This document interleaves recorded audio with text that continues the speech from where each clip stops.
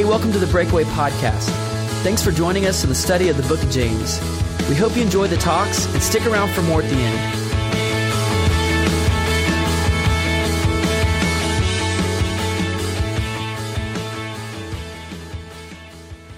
Well, I don't know if you caught it as Kristen was reading it, but this text is rough, The book of James as a whole has been tough. He's called us adulteresses, talked about us being demonic.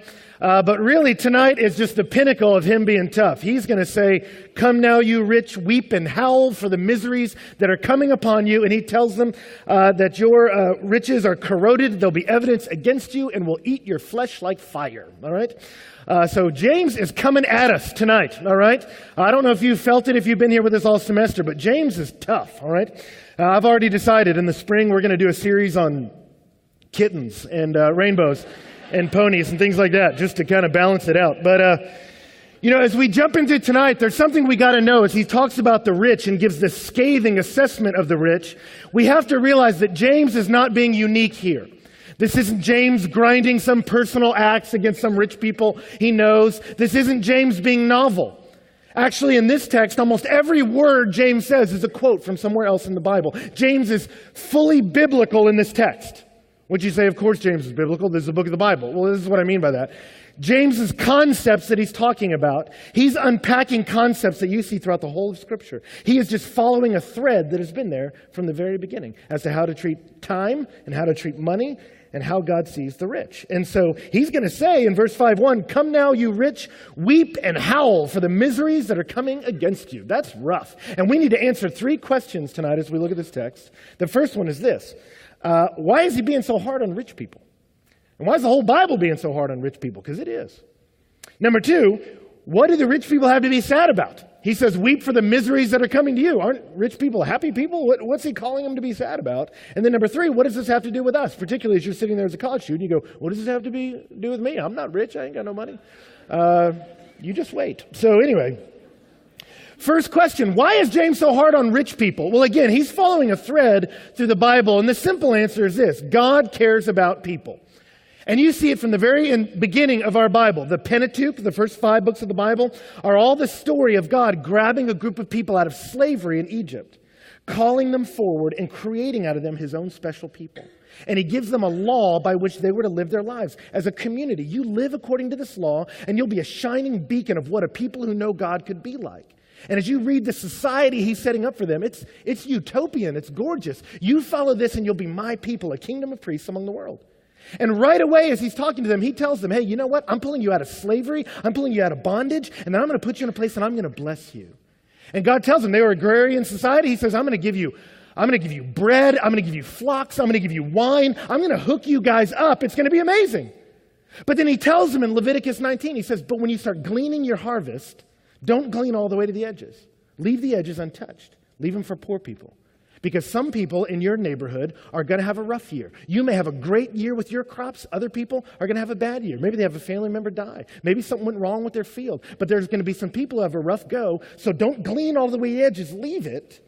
Because there's some hurting people, and that's a way you can give to them. And he says, when you're picking grapes and some fall on the ground as you're picking through your vineyard, don't go back and pick them up. Everything that drops, see it as something that God has ordained to go to poor people, because they're going to follow along behind you and pick it up. And so he says, as you're grabbing all the stuff I blessed you with, leave space for the people who are poor. He says it in Deuteronomy 14 and Deuteronomy 26. He says, hey, you're going to have some times where you celebrate a sacrifice before me. When you would sacrifice before the Lord, you would bring an animal and slay it, and then you wouldn't burn the whole animal. Oftentimes, you'd burn parts of it, and then you would take the rest, and an offering to the Lord was, I burned this animal as a sacrifice, and then I sat around with my family, and we ate it. We ate a meal together. It was like we were communing with God, and you would have this holy barbecue with your family.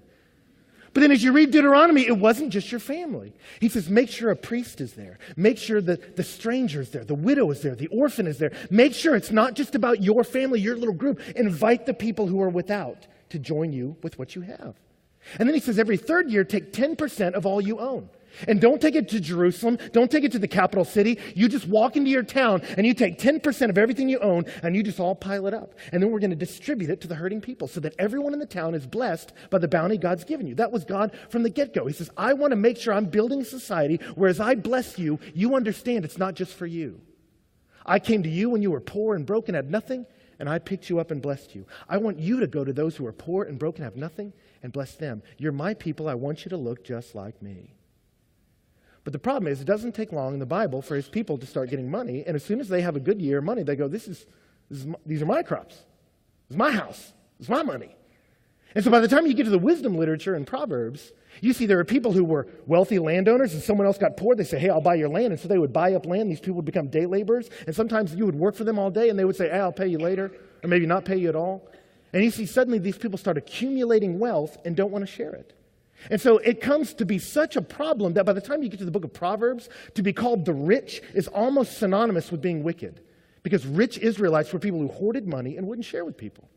And so by the time you get to the prophets are ticked.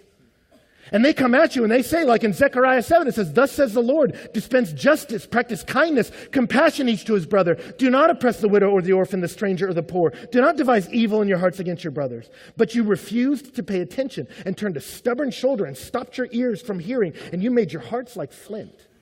The book of Amos. Amos was a prophet who was, he wasn't even a prophet initially. He was a shepherd and a fig picker. And God sent him to the king and said, hey, what you're doing is wrong. And he pronounced judgment. He says, there are people in this town, and they say, when will the new moon be over that we may sell grain, and the Sabbath that we may open the wheat market? He said, it's gotten so bad you love money that you're not only dissing other people. When you come to religious observances like the Sabbath, the new moon, these holy days to celebrate God, you're going, when is this over so I can go open the market so I can make more money for me? And he says, you people have become selfish. You've cared about money. And then by the end of the prophets, they say, and because you've done that, God wanted you to use money to bless people, and you have persistently and consistently not done it. All the prophets end with, you made your hearts like flint, therefore great wrath is coming from the Lord of hosts. Or Amos said, hey, you turned away the poor? He says, God's going to darken the sun. He's going to darken the moon. You get ready, because God's coming, and he's not happy. And so all through the prophets, he's telling them, you weren't okay with the poor, and so when God comes home, he loves the poor, and if you're not taking care of them, he's ticked. Because you didn't value what he valued. I remember for me when I was a youth pastor, we went on a rafting trip once with our students. And we went rafting with a group of guys, and there was one rafting guy who was just goofy, just joking around, all kinds of fun. Yeah, just kind of messing around the whole time, right up until he took his big raft filled with 8 or 10 students and rammed it into a bridge, flipped the raft, ripped it open, and sent all these kids splaying into the river, fighting for their lives. All right? And as we got onto the bus later, some of the rafting guides were trying to joke with him, like, yeah, it's pretty crazy how you almost, killed everybody and destroyed that thousands of dollars raft. And he was like, and you just saw in the back, like, he looked like he was going to throw up the whole time. And so I looked over at one of the other rafting guys and I says, what's wrong with him? And she goes, you want to know why he has that look on his face, that look of terror? I said, why? And she goes, we have one rule here. Protect the raft and the people in it. He broke the only rule. He was goofing around and wrecked the raft and threatened these people's lives. When he gets back and faces the guy who owns this company, it is judgment day. And he is so fired. And not only fired, he may die today. It was serious. Because there was one thing the owner valued, and you didn't value it. And so judgment is coming. And that's what the prophets say. God cares about people. And the more money you got, the less you cared about people. And so when dad comes home, he's mad. And so that's what James is saying.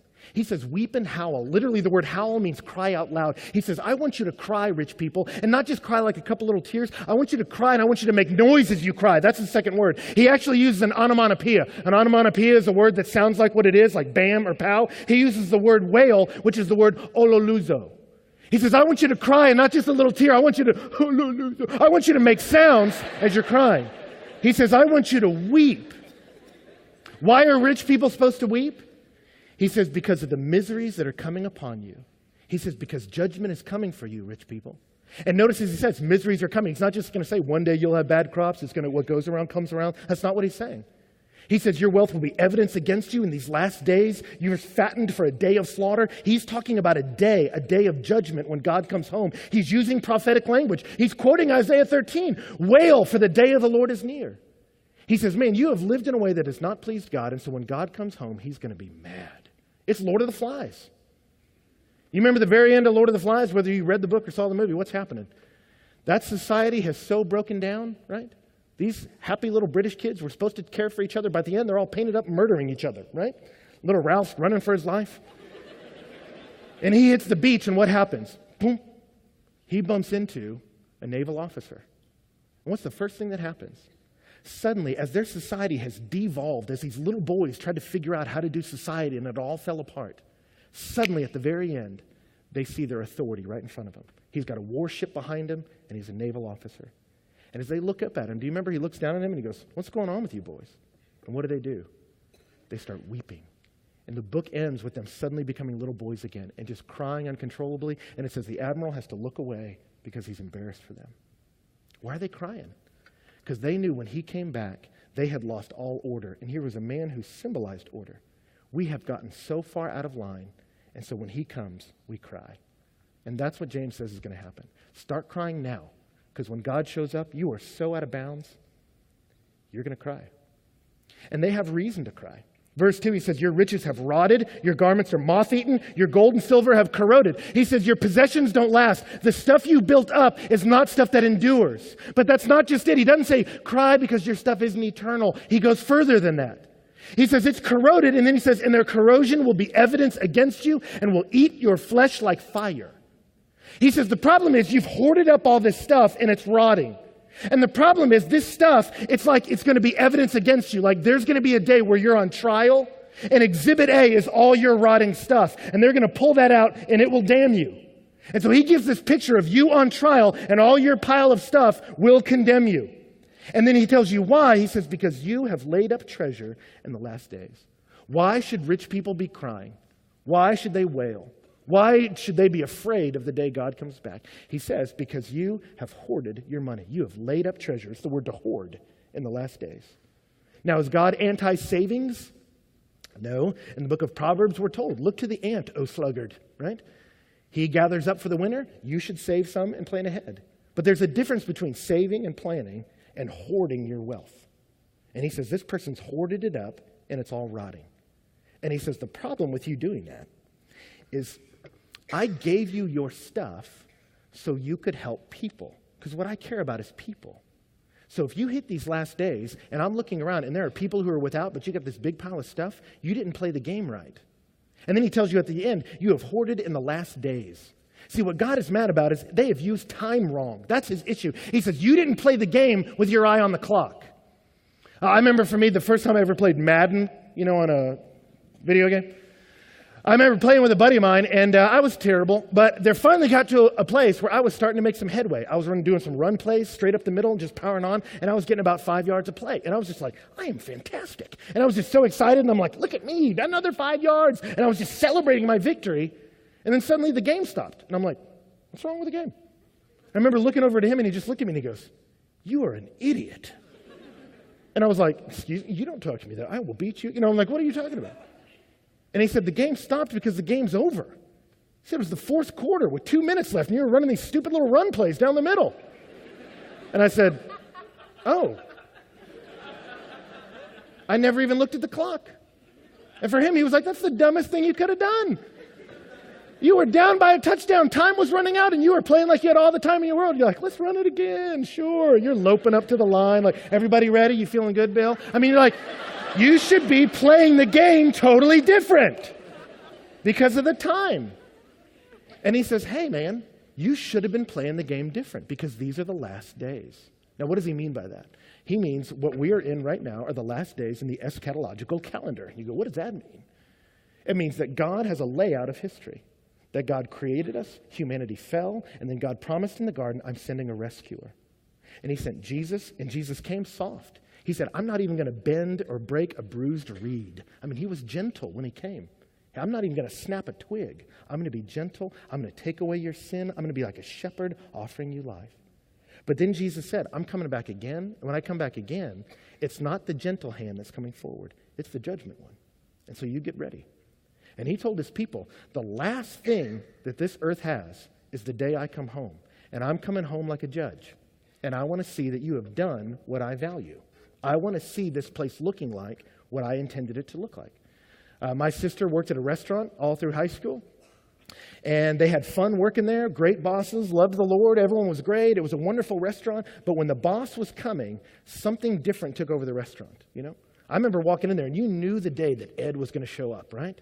Because everyone was always professional. They were like, welcome, and they would seat you and do that stuff. But when he was coming, they were all like, and they would just wipe down everything a little bit more and polish everything a little bit more and just stand up a little bit straighter and just snap to it, all right? And anything they had to do, because they knew if the boss is coming, this has got to be perfect. And he says, hey, I'm coming, and I want this place to look right. And if it hasn't, that's a problem. And God says, hey, man, you had all this money, and you were supposed to spend it on people because that's what I care about. But you piled it up, and then the clock ran out. You should have been spending it on people right up until the day the clock ran out. And so here's the bigger problem, and he unpacks it in verse 4. He says, the bigger problem is you're devaluing people. And that's what he's going through about how these laborers that mowed your fields, you're not paying them. He says, the problem with you and your money is the more you love money, the less you love people. That's your problem. And you see he unpacks that in Leviticus, Deuteronomy. We won't go through all that. We don't have time to do all this. But he says, the issue with riches is this. When you start hoarding money, you start making it all about you when I want you to be all about them. And that's a problem. There's that famous statement that Rousseau put in a book in 1770. He told the story of a French princess hearing that the poor were starving, right? Do you remember? And they told her they have no bread. And she said, well, let them eat cake, right? People thought it was Marie Antoinette. There's some debate over who actually spoke it. I don't want to get into the debate. But the story is of a princess finding out, hey, your people are starving. They have no bread. And she says, let them eat cake. And some people think it was just her absolute obliviousness. That she was like, they're out of bread, give them some pastries. And you're like, that's not the wow. You know, like, you're that disconnected from the suffering in the world? Or some people think she meant cake like the residue in the oven after all the bread's cooked. So it wasn't just complete, just ignorance. It was indifference. It was, well, let them eat the crust. And she's just saying, I don't care. Either way, it gives you the same effect, which is here's some person who had luxury and they didn't care about other people. And God says, that's what this is playing out like. The more money you've gotten, the less you're caring about people. And I have a problem with that. Which incidentally, just to make us really uncomfortable, this reality that he's talking about in James is true here. What's the poorest state in the United States? Do you know? It's Mississippi. Which state gives the highest charitable giving? Mississippi. Right. AP published an article last year, and it says this. It says, ironically, which is not ironic, it's biblical, the richest states are among the stingiest. None of the 10 richest states in the United States cracked the top 25 in giving percentage. That's 25 out of 50 states, in the Union. It says the 10 richest states, none of them made the top 25. You want to know what the 10 richest states were? California, big shocker. Connecticut, Florida, Illinois, Massachusetts, New Jersey, New York, Ohio, Pennsylvania, Texas. Charitable giving is the strongest, and this means they're talking about among the wealthy, that people who earn over $200,000 a year, they called wealthy. And they started tracking what is the most charitable in terms of people who make over $200,000, how much they give. Utah wins because people who make over $200,000 give 1.1% of their income to charity. And that's the highest in the country. National average is 0.7%. 0.7%. So God called us to give at least 10, right? And we give 0.7. What's happening? The states that have more and more money want to share less and less. It's mine. And God says, yeah, that's been playing out like that since the beginning. And I really, really hate that. And he says, the harvesters are crying, the people upon whose backs your companies have been built. And he says, their cries have reached the Lord of hosts. What's interesting is he doesn't say the cries have reached the Good Shepherd, the cries have reached Abba Father. He says the cries have reached the Lord Sabaoth, the Lord of hosts, which is the Lord of the army. He says, it's reached me, and I am ticked. And when I come back, it's not as a happy dad to hug you. I'm mad because you've been luxurious in self-indulgence, and you have fattened your hearts for a day of slaughter. I'm coming back, and it's going to be ugly. Now, does everyone feel uncomfortable? Great. Let's close by asking this question. So what do we do?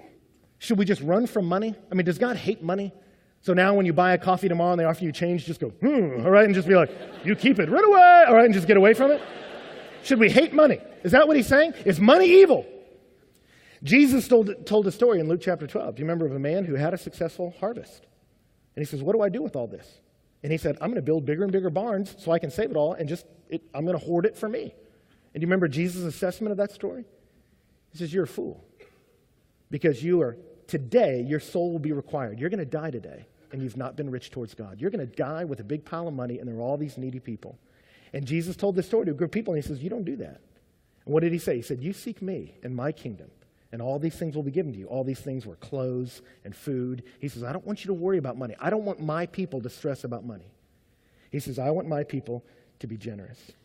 And he says, so sell your possessions and give to charity. Make yourself money belts which will not wear out, an unfailing treasure in heaven where no thief comes nor moth destroys, for where your treasure is, there your heart will be also. So is it wrong to have money? No. He's talking to people he assumes have money. He says, but when you have it, I want you to be generous with it. Because he says, where your treasure is, that's where your heart is. He says, the issue is not money. Money itself is not evil. The issue is you and how you handle it. It's interesting. There was an article that came out September of this year. And it was reporting on the magazine Scouting, which is the British version of Boys Life. You know, the magazine for Boy Scouts, right?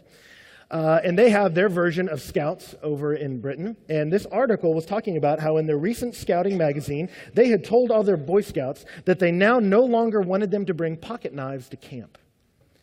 And you say, a Boy Scout without a pocket knife is like a Girl Scout without cookies. It's confusing, right? So a Scout spokesman said they had to talk about it, and this is a quote. We believe that young people need more places to go after school and at weekends where they can experience adventure without the threat of violence or bullying and the need to carry weapons. All right? Now, when the Boy Scouts started, what was a pocket knife? It was a tool. Help you cut firewood, right? Help you screw things in that got loose. And as a Boy Scout, you had to work hard and earn the privilege to have one that you could use for good, right? I will use this only for good, all right? That was kind of a Boy Scout thing. Now, whoever this is over the scouting says, no, that's not a good tool. That's a weapon. Is a knife a weapon? Can be. Should we ban knives? You sure want your surgeon to have one, don't you? And every now and again, a good Boy Scout with a knife comes in real handy, all right? So is a knife evil? No. Depends on who's carrying it and how they carry it, right? It's the same with money. Money's not evil. Bible's not anti-money. But the Bible says you got to be so careful with it because money, when you get it, it'll do something weird to your soul. And you don't want to grip it tight. You don't want to suddenly make your life all about it because then that puts you at cross purposes with God. You don't want to do that. And so he'll flip the corner in verses 7 and following. And I think he's talking to a different group of people. Because he says, be patient, therefore, brothers, until the coming of the Lord. See how the farmer waits for the precious fruit of the earth, being patient about it until he receives the early and late rains. You also be patient. And so I think he's turning to the brothers, and he says, you be patient like a farmer. What is a farmer? He says, a farmer's got nothing but dirt, and then one day the crops come. Right? I don't think he's calling the brothers the rich people, because it's not like, hey, one day you'll have nothing but just wait, because one day the harvest comes, and that harvest is judgment, a fire. I think he's talking to two groups. He's saying, rich people, you're comforting yourself now, and judgment's coming. And then he says, brothers, because the Christians he's writing to are poor, he says, brothers, you be patient, because all you got is dirt now. But one day your harvest will come in when the Lord comes. See, the truth is, the coming of the Lord can either be a scary thing or an exciting thing. It depends on who you are, right? I don't know if you saw the movie Robin Hood, right? Or read the book or even know who Robin Hood is. Let's just settle there, right? What's going on? It's during the Crusades, right? King Richard is rode off to fight, right? And so this is all about what's going on back at the ranch, okay? And different people are hoarding money and stealing it. Different people are stealing in order to give it away, which is good stealing, right? And all that kind of stuff's going on. And what happens when Sean Connery comes back? Right? There's one group that's terrified, right? Those are the people who knew that the way they lived was cross purposes with Sean. There's another group of people who rejoice, right? Because their heart stayed in allegiance with the one true King, waiting for his return. The return of Jesus is something that can be exciting or it can be scary. Depends on who you are.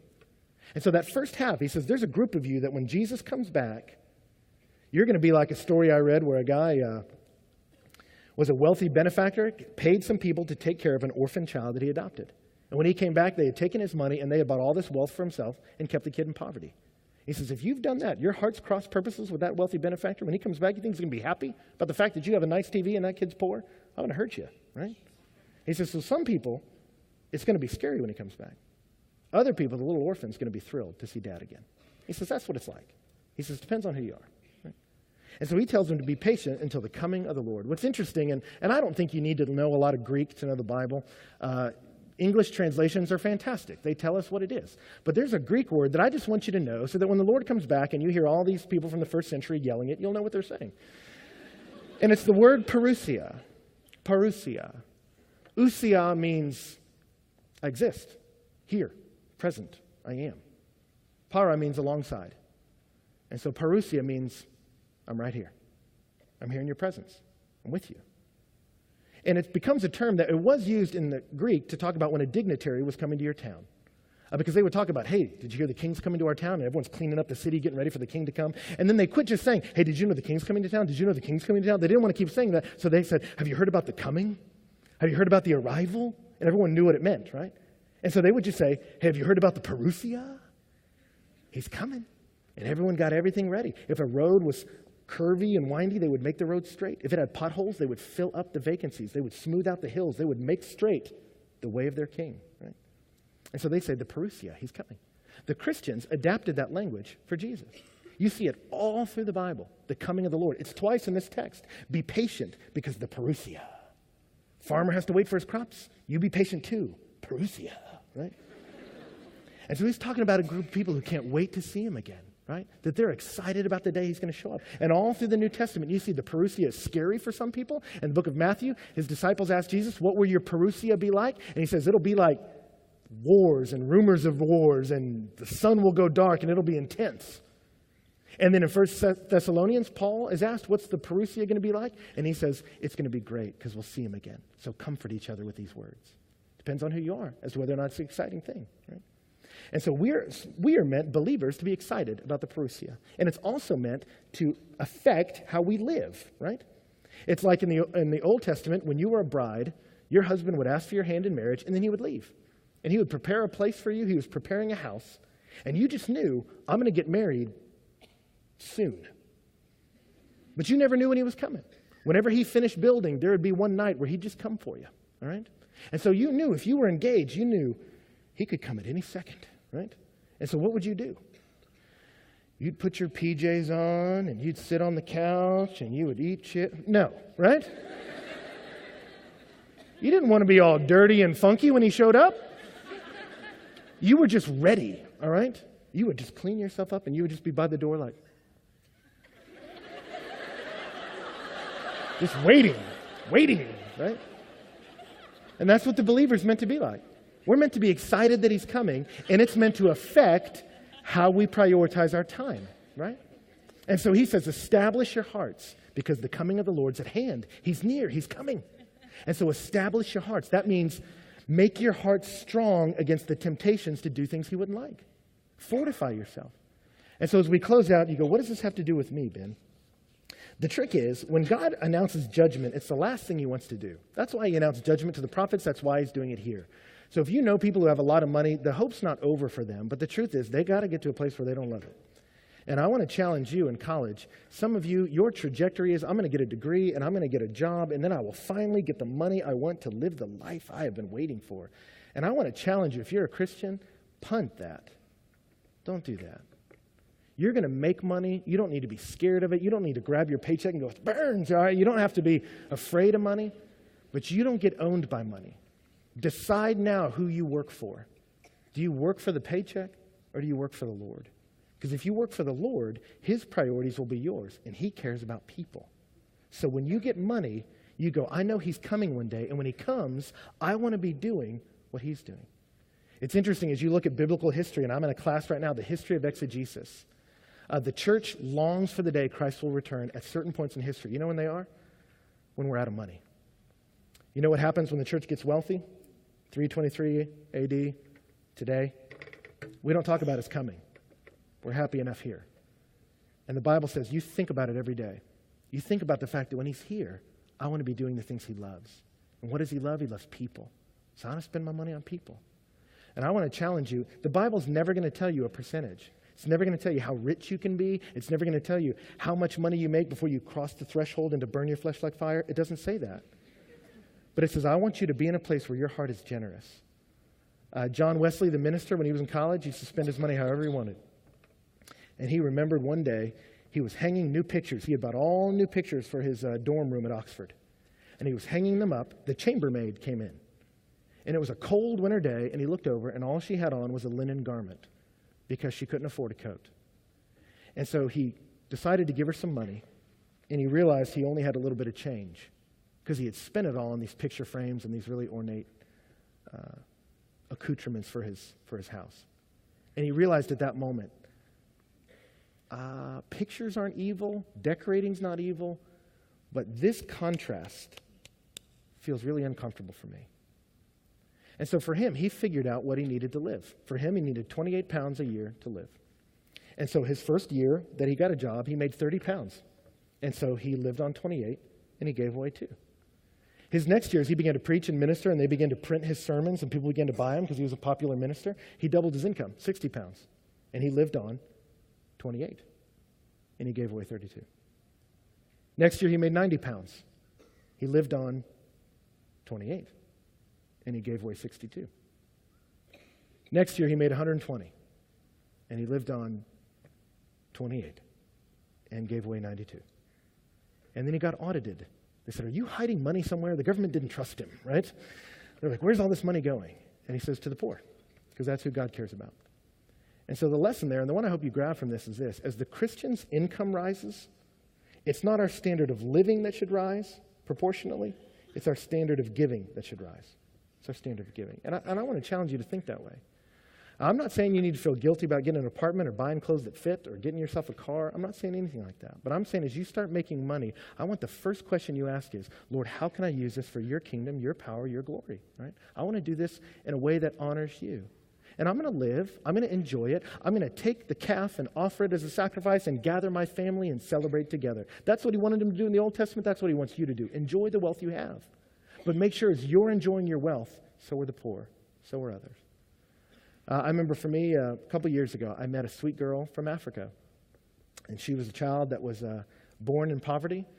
And someone from America decided they were going to be a part of Compassion International and spend money to help her get out of poverty and become someone who could get educated. And now she decided, you know what, I'm working with kids who are in need. And I just looked at her and I said, some random family decided to pay for you to be a minister, to get educated and be a minister now. And she said, that's right. And so I said, well, I want to do that.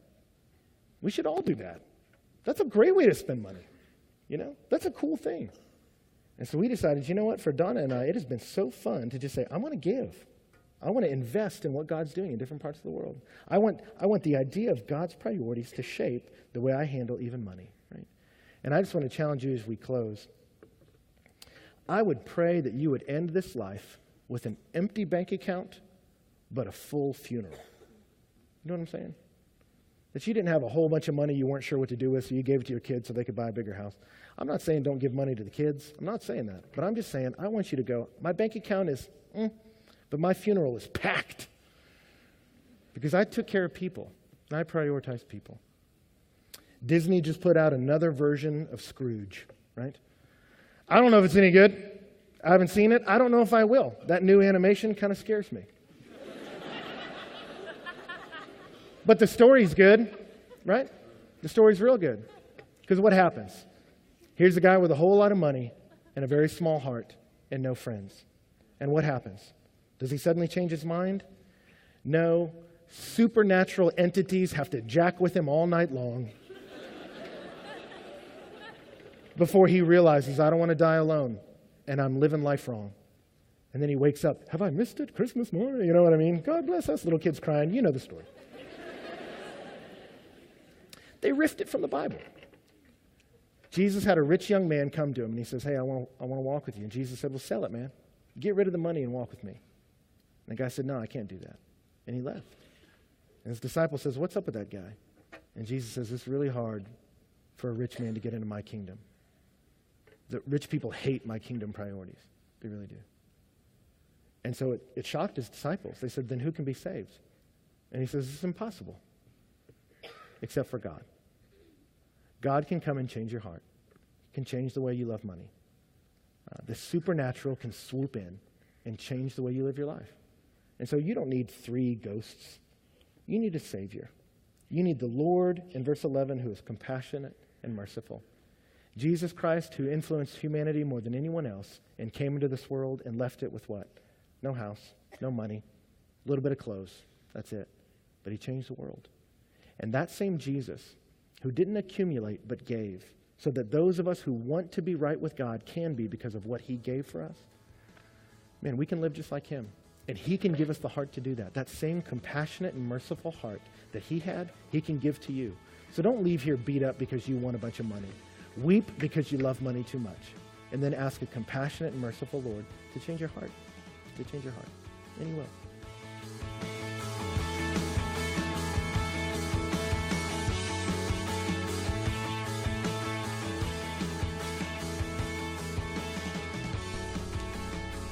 Well, here we are on our back part of the podcast, and Ben, we had our last official night in Rudder for this semester, and it just went really, really well. It was such a fun night, and Aaron was with us again, and his band, and he always brings a big crew with him. Yeah, he does. His entourage.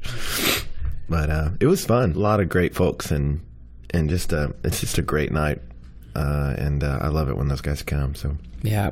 We're blessed to have them. And we were still in the 5th chapter of the book of James, verses 1 through 12. And those of you who just listen to the podcast probably either are going out and like selling everything you own, or you are starting to look at your budget or budget for the first time in your life. Yeah. I mean, it's rough and it's challenging, and it's particularly in...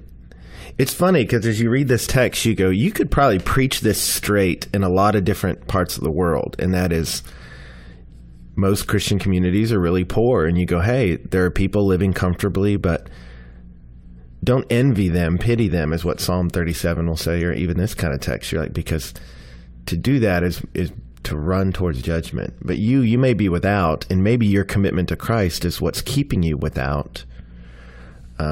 But you stay strong because your love is coming for you. I mean, that's the message. But it's tough in America because you go, we're kind of both. We're the brothers. Many of us, we are the believing community, but then we're also like a wealthy believing community. And so you look at a text like this and you go, yeesh, okay, what do I do? And how do I respond to this?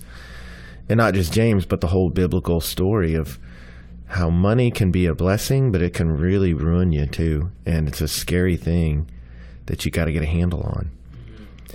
But, my hope with college students, I told the staff this, is I didn't want anyone to leave feeling beat up. Like, oh, okay, I'm just supposed to feel guilty every time I, buy a shirt. I just have to beat myself with it before I ever wear it or something. Just like, it's like that's not the goal. But the goal is to go, okay, man, I need to look at the trajectory of my life and go, am I going to be a generous person?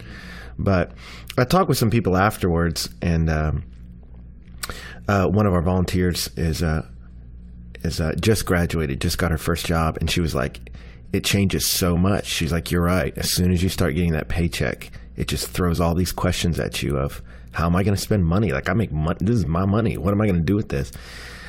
And a couple months out of college, she's at the place. Most people are a couple months out of college. You don't know how much life costs, so that's where it starts. You just go, what does it cost to live in the town I'm in? And so I'm talking about here, and where I'm going with this is I just was thinking last night about people going, what do I do now? And I'd say the first thing is you're going to have to kind of feel out, how much does existing cost? And I think the right place to start is you just start watching your budget. You just watch, and you go, or just watching your expenses, rather. Where do I spend money? How much does it cost to live around here? And you just have to watch it for a little bit. And then I think you can compare it with some other places. For me, when I got out of college, I didn't know how much it cost to live. I'd never really paid for everything. And so it took me a little while to figure out how much does it cost to live. And then I got a Dave Ramsey book, one of those kind of Christian help you think about money books. And he had percentages. You should spend about this percentage on housing, about this percentage on food. And I looked and I'm like, okay, I'm hitting around where his percentages were. My The only thing that didn't hit kind of at or below was eating out. I was like triple his number. And I was like, well, I'm young and single and I don't know how to cook. So, but anyway, I think you just watch it, compare it, and then you look and you go, what does it cost me to live?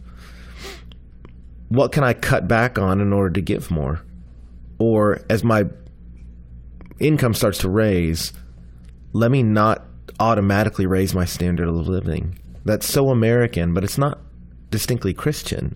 I mean, I love that Jesus didn't say, hey, when you make a little extra, give it. He says, if someone's in need, sell something and then give to him. And so he's just like totally not committed to things. It's like, sell some stuff.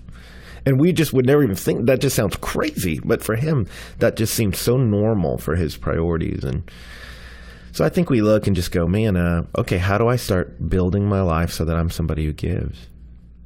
That's so good. Well, I know even in college for myself, there was this learning curve almost of how do I learn to be disciplined and like control how I spend money, but also not be so controlling that I'm not generous with my things, you know? And so it was this kind of like tension of how do I get used to being generous and give things away and not hold on to things, even if it's not like dollar bills, but it's like my shirt or a pair of shoes or whatever. And then it's like, yeah, but then I got to be disciplined with how I spend and use money, you know, and maybe I don't need to spend as much or go to a movie 3 times a week or whatever, you know? So it's a challenge to learn that. Yeah. And like you said, I mean, it's what sounds like a contradiction, but it's not. That whole discipline and freedom mixture. You're like, yeah, if you're learning to play the guitar, there's a discipline element that can feel unpleasant. But once you really get that discipline actually sets you free. It now turns you loose in this world of music, you know, or the discipline to take care of your body gives you the freedom to run far, to climb a mountain, to do amazing things. So this discipline and freedom connect. And a lot of people feel guilty when you just say the word money. They just feel guilty because they don't feel like they have control of it. There's that lack of discipline. But if you can get that discipline, but like you said, don't control it so much you squeeze the life out of it, but it's that sort of organic structure, it can set you free. And there really is. I remember for me the day I finally I just never had control of money, and so I always felt guilty around it. And I didn't spend a whole lot, but I just didn't control it. And so it was a growing process and a painful one for me to go, okay, I'm not good with numbers, but that's not a good excuse. Like I'm responsible for this.